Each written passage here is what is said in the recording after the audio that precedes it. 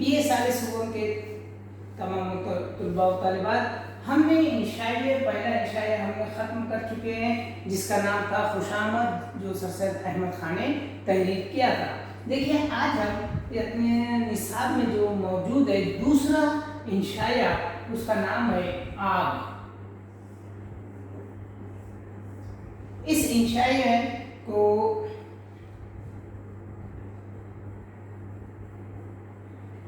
تحریر کیا ہے مولوی ذکا اللہ نے۔ مولوی ذکا اللہ ایک ادبی شخصیت ہے، اور اس کے ساتھ ساتھ وہ ادب کے ذریعے لوگوں میں ایک بیداری کا کام جو سر سید احمد خان نے شروع کیا تھا، اسی چیز کو آگے بڑھاتے ہوئے وہ یہاں پر یہ انشائیہ لکھا گیا ہے کہ آگ کیا ہوتا ہے، کس طریقے سے ہے، کیا باتیں ہیں۔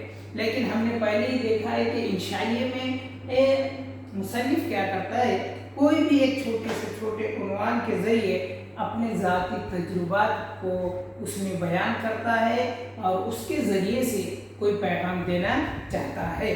تو خیر یہاں پر ہم نے دوسرا جو انشائیہ ہے آگ، اس کو ہم پڑھتے ہیں کہ کس طریقے سے مولوی ذکا اللہ نے اس عنوان پر اپنا انشائیہ لکھا ہے، ان کے طرز تحریر کس طریقے سے ہے، اور جملہ بندی اور کس زبان یعنی عام فہم زبان کا، سلیس زبان کا انہوں نے استعمال کیا ہے، وہ ہمیں آج اس انشائیے میں دیکھنا ہے۔ اقتباس کو بغور سماعت فرمانا ہے تاکہ اس اقتباس پر اگر کچھ بات آتی ہے، کچھ سوالات آتے ہیں، اس کے علاوہ مولوی ذکا اللہ نے جو الفاظ استعمال کیے ہیں وہ ہمارے جو اپنی لغات ہے، جو اپنی ویکیبلری جسے کہتے ہیں، الفاظ کے جو ذخیرہ ہے، وہ ہمیں یقیناً فائدہ مند ہو سکتا ہے۔ تو میں ابھی اقتباس کو پڑھتا ہوں جو ہمارے نصاب میں موجود ہے، آپ اس کو بغور سماعت فرمانا ہے، اور اس کے ساتھ ساتھ اس کے جو مشکل الفاظ یا مشکل باتوں کا جو ذکر رہے گا اس کو ہم کیا کرتے ہیں، اس پر بحث کر لیتے ہیں۔ تو سنیے، دیکھیے پہلے اقتباس دیا ہوا ہے کہ اللہ جل شانہ نے اپنی مخلوق میں اپنی صفات کی نشانیاں عجیب حیرت انگیز ادا سے دکھائی ہے کہ انسان ان نشانیوں کو ذی شان سمجھ کر اپنا معبود بناتا ہے۔ حقیقت تک عدم رسائی کی وجہ سے حجاز میں بالکل محو ہو جاتا ہے۔ ہندوؤں کی ازلی الہی کتاب میں آگ، اگنی جسے کہا جاتا ہے، کا بیان دیکھو تو معلوم ہوگا کہ وہ ایک نشانی کبریائی دکھا رہی ہے، معبود بنی بیٹھی ہے، آدمیوں کو اپنا بندہ بنا کر پوجا کرا رہی ہے۔ ہمادانی کی صفت سے اس کی ذات موصوف ہو رہی ہے۔ یہ وہ صفت ہے کہ اللہ ہی کی ذات سے مخصوص ہے۔ اس کی ذات کی نسبت وہ نقطے بیان ہو رہے ہیں کہ ان کے سمجھنے کے لیے اعلیٰ درجے کی ذہانت کی ضرورت ہے۔ دیکھیں یہاں اس بات کو غور کیجیے کہ مولوی ذکا اللہ آنکھ اور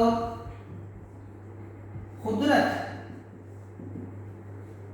کس طریقے سے ہے اور کیا باتیں ہیں وہ یہاں پر بیان کر رہے ہیں کہ کچھ مذاہب میں یہ جو آگ ہے اسی کو کہا گیا ہے کہ مختلف چیزوں کو ہی، اس کو ہی لوگوں نے کیا کیا ہے، ایک اپنا معبود بنا بیٹھے ہیں۔ کیوں؟ تو اللہ تعالیٰ نے جتنے بھی اس دنیا میں، اس کائنات میں چیزیں بنائی ہے، یہ اللہ کی صفات کو بتانے والی چیزیں ہیں۔ سمجھنے والے کے لیے یہ سب نشانیاں جو ہے یہ بہت زیادہ معنی رکھتے ہیں۔ وہ اس کے ذریعے ہی سمجھ جاتا ہے کہ اصل معبود کون ہے، کس کی بندگی کرنی چاہیے۔ اور یہی کہہ رہے ہیں کہ یہی جو چیزیں ہیں نشانیاں ہیں یہ نشانیاں ہی کیا ہے نشانی کبریائی ہے یعنی بڑائی بیان کرنے والی ہے.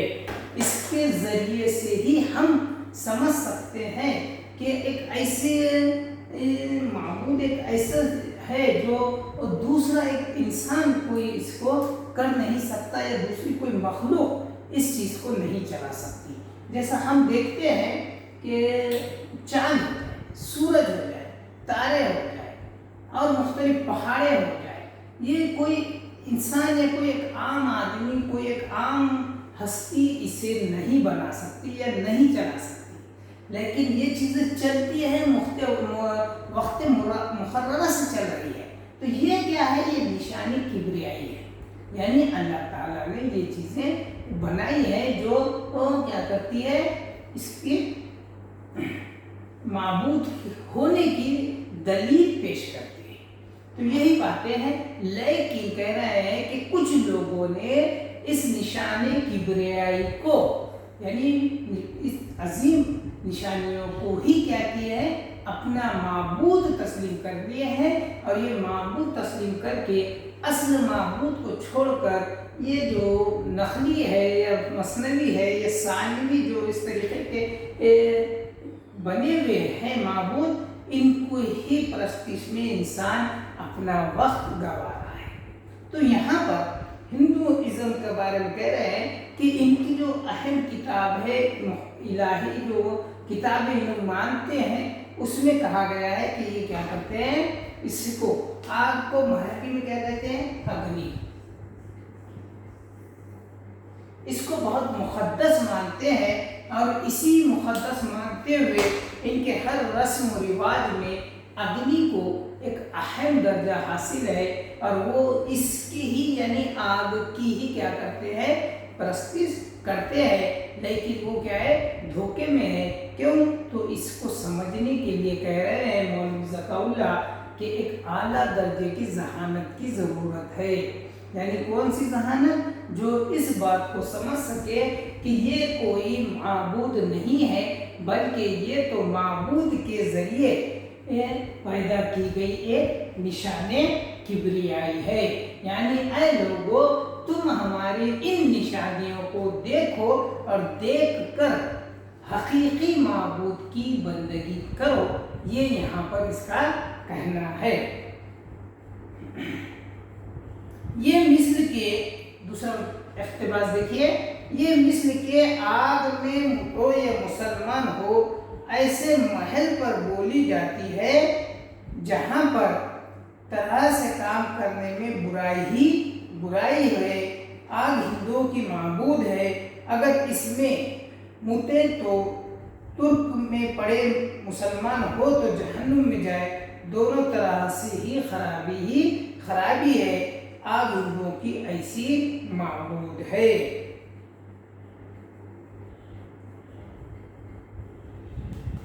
لیکن یہاں پر کہنا یہ ہے اس اقتباس میں کہ ایک کہاوت کا ذکر کر رہے ہیں کہ بھئی آگ میں متو یا مسلمان, مطلب یہ ہے کہ آگ میں اگر ہم حاجت سے فارغ ہو تو کہہ رہے ہیں کہ بھئی وہ کیا ہے اس کا اپمان ہے, اس کی بے عزتی ہے, جس کی وجہ سے کیا ہو پھر بہتر یہ ہے کہ مسلمان ہونا.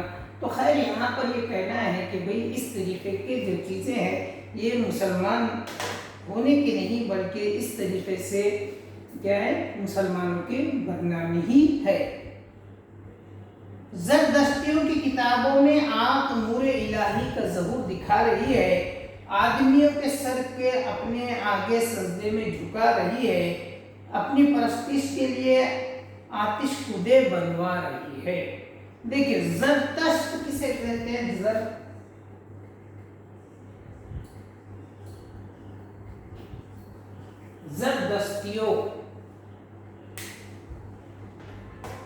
زردشتیوں کا مطلب یہ ہوتا ہے کہ وہ لوگ جو آگ کو معبود بناتے ہیں یا جو آگ کی پرستش کرتے ہیں, ایسے لوگوں کو दस्तियों कहा जाता है, जरदस्त कहा जाता है। कि तो इसमें बता रहे हैं कि जरदस्तियों के यानी आग को मानने वालों की जो किताब है, उनकी जो एक अहम मुक़द्दस किताबें मानी जाती है, उसमें कहा गया है कि आग को एक अहम और मुक़द्दस चीज़ मानी गई है, और इसीलिए सब लोग क्या करते हैं जरदस्तियों में कि वो आग के आगे अपना सर झुकाते हैं, अपनी परस्तिश के लिए आतिश कुदे बनवा रहे हैं, यानी उन्हें अपनी इबादत करने के लिए आतिश कुदा बना रहे हैं। आतिश कुदा यानी आग के घर, जहाँ पर आग की क्या होती है, पूजा या आग की परस्तिश की जाती है। फिर कह रहे हैं उसके आगे इस पर कि आग जो है वो इंसान को जलाने का काम करती है, लेकिन उसके साथ साथ उसके ज़रिए इंसान उसका इस्तेमाल करके अपनी बहुत ज़्यादा ज़रूरियात ज़िंदगी को भी पूरा करता है। ये इंसान की अक्ल और ज़हानत पर मबनी है कि वो आग का इस्तेमाल किस तरीके से करे। मौलवी ज़काउल्लाह आगे कहते हैं, बजज़ने दरखशा व ताबा रहती है, अरमुकान लैज़ ने अस्तखरा से अरबाए बिसात अंसरिया खाक बाद आग आतिश करार दिए, मगर अनासिर को बसीत हालत में कोई न देख सका। आतिश हालत बसीत में ज़मीन पर मातूम और कुर्रे नार में मौजूद इंसान कुर्रे नार में पहुंचकर क्यों कर देख सकता है। खाक हालत बसीत में ज़मीन के तबक़े ऊला और तबक़े तीना के नीचे बैठी है, तहत शरा में जाकर इसकी ज़ियारत हो सकती है, जो इंसान के लिए नामुमकिन है। हवा बसीत हालत में कुर्रे हवा के तबक़े सेवम में मौजूद है, इंसान अगर पर लगा के जाए तो इसकी कदमबोसी कर सकता है, मगर ये मुमकिन नहीं। पानी तो कहीं हालत बसीत में मिल ही नहीं सकता। देखिए यहाँ पर मुख्तलिफ जो कुदरत के जो अनासिर है उसको कहा गया है कि भाई ये आसानी से इंसान को मिलने वाली चीज़ें नहीं है। अनासिर हालत बसीत हालत मतलब उसकी असल हालात में इंसान उसे देख ही नहीं सकता या उसके करीब भी जा ही नहीं सकता। जैसा कहा गया है कि आतिश जो होता है यानी जो आग होती है वो ज़मीन पर मादूम और कुर्रे नार में, लेकिन नार कहते हैं आग को इसमें। तो कुर्रे नार यानी कुर्रे माने हिस्सा, कुर्रे नार में यानी जब आग के हिस्से में अगर इंसान चले जाए तो वहाँ पर वो उसमें जा सकता है क्या? बिल्कुल नहीं जा सकता, बल्कि उस आग की तपिश से ही गर्मी से ही वो क्या हो जाएगा, झुलस जाएगा। तो उससे भी हालत बसीत यानी उसकी जो असल हालत है उसमें नहीं देख सकता। बिल्कुल कह रहा है खाक की हालत में भी वही है, खाक को हालत बसीत में इंसान इसकी ज़ियारत नहीं कर सकता। क्यों? तो वो भी कहाँ रहती है, मिट्टी जो होती है वो एकदम नीचे तबक़े ऊला और कहा जा रहा है तबक़े तीना के नीचे बैठी है। तबक़े ऊला यानी ज़मीन के अंदर का भी जो ऊपर का हिस्सा है वहाँ से लेकर एकदम आखिरी जो हिस्सा है ज़मीन का उसके दरमियान में क्या है, ये खाक बैठी हुई है। और फिर कह रहे हैं कि तहत शहरों में जाकर इसकी क्या कर सकते हैं, ज़ियारत कर सकते हैं यानी उसको देख सकते हैं, लेकिन इंसान के लिए मुमकिन नहीं। फिर बात आई है हवा की। देखिए जो इंसान में जो कहा जाता है कभी कभी मजाक में कि भाई इंसान को हवा, पानी और आग ये तीनों से कोई इतनी इंसान जीत नहीं सकता। सकता, क्यों तो इसकी जो असल हालत है, उसकी जो सही ताकत होती है, उससे कोई भी क्या है मुकाबला नहीं कर सकता, क्यों तो वो इतने ज़्यादा पावरफुल या इतनी ताकतवर होते हैं। तो कह रहे हैं कि इसकी हालत बसीत इंसान के देखने के लायक या इंसान की ताकत या उसकी कुदरत में ये चीज़ नहीं है। कह रहे हैं कि हवा बसीत हालत में कुर्रे हवा के तबके सुवम में मौजूद है। कौन से तबके में भी, एक पहला दूसरा नहीं, तीसरे सूरज में क्या है पूरे हवा का लोड है उसका पूरे इसमें, जहाँ पर इंसान पहुँच करना क्या है, इंसान अगर पर लगाकर वहाँ पर चले भी जाए तो कह रहे हैं कि इसके कदमबुसी कर सकता है, लेकिन ये मुमकिन नहीं है कि इंसान इस हवा पे भी उसकी सही हालत बसी जो उसकी आखिरी जो ताकत वाली हालत होती है उसको भी नहीं देख सकता। अब बचा पानी, तो कह रहे हैं तो पानी तो कहीं हालत बसीत में हो ही नहीं सकता, यानी पानी तो ये किसी इस तरीके से हालत बसीत में नहीं है। अरस्तु के नज़दीक इन चार उनसरों का मौलिद एक ही है, मगर मुहक्किकीन ज़माने हाल आँख को हेवला से खाली जानते हैं और उसको मादी नहीं मानते। हरकत से कहते हैं कि हरारत पैदा होती है, आग भी इस हरारत की एक कैफियत है। इन मुबाहिस में हंगामा सुखन गर्म करने से मुझे अंदेशा है कि कलम दिया सिलाई बनकर मेरे हाथ को ना जलाए। कह रहे हैं कि भाई दूसरे लोग फिर बाकी चीज़ें ये कहते हैं कि भाई लेकिन ये जो आग है ये एकदम हेवलेस, एकदम खाली है और इसको मानते नहीं मानते वो, बल्कि कह रहे हैं कि इसमें जैसे साइंटिस्ट वगैरह कहते हैं कि जब हरकत होती है, कोई चीज़ एक दूसरे को रगड़े जाती है तो वहाँ पे हरारत पैदा होती है या आग पैदा होती है।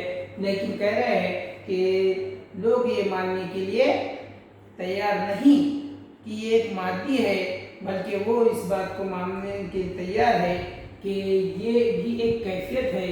लेकिन जो इसकी परस्तिश करते हैं ये लोग इस बात को मानने वाले नहीं है कि भाई आग तो सिर्फ क्या है एक हरकत से या एक मादी चीज़ है, लेकिन ये लोग बिल्कुल नहीं मानेंगे, क्यों तो वो इसको माबूद मानते हैं। और अगर कह रहे हैं कि भाई अगर मैं इस बारे में अगर ज़्यादा तफ्तीश में जाऊँ, इसको ज़्यादा इतनी बारीकी से गहराई से अगर पेश करूँ, तो कह रहे हैं कि ये चीज़ क्या होता है, मेरा जो कलम है वो दिया सिलाई बन जाएगी और मेरी जो बातें हैं उसी के ज़रिए उससे क्या हो जाएगा, मेरा हाथ भी जल जाएगा। यानी इन मुख्तसरन इसमें मौलवी ज़काउल्लाह ये बात हमें बावर कराना चाहते हैं कि आप एक ज़रिया है, एक निशानी किबरियाई है, जिसका काम इंसान की मदद करना है, इंसान की खिदमत करना है और इंसान अपने अक्ल सलीम के ज़रिए इसके ज़रिए इसका फ़ायदा उठाते हुए, इसको अपना ज़रिया बनाते हुए अपनी ज़रूरत ज़िंदगी को पूरा करना है।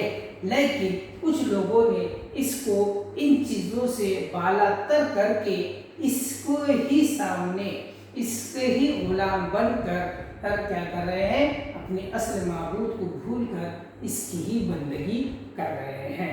खैर, यहाँ तक हम इस बात पर रुकते हैं कि किस तरीके से आपके बारे में यहाँ पे मुख्तलिफ बातें और मुख्तलिफ ख्यालात और मौलवी ज़काउल्लाह ने अपने इजहारात का यहाँ पे जिक्र किया है और आपको किस तरीके से यहाँ पर पेश किया है, ये हमने यहाँ तक देखा है। और आगे आप पर कौन कौन सी बातों का जिक्र हो रहा है या मौलवी ज़काउल्लाह के ख्यालात से, उनके ज़ाती तजुर्बा से कौन सी बातें वो यहाँ पर बताना चाहते हैं, ये हम इंशाअल्लाह और आगे के लेक्चर में देखेंगे। जब तक के लिए बस इतना काफ़ी है।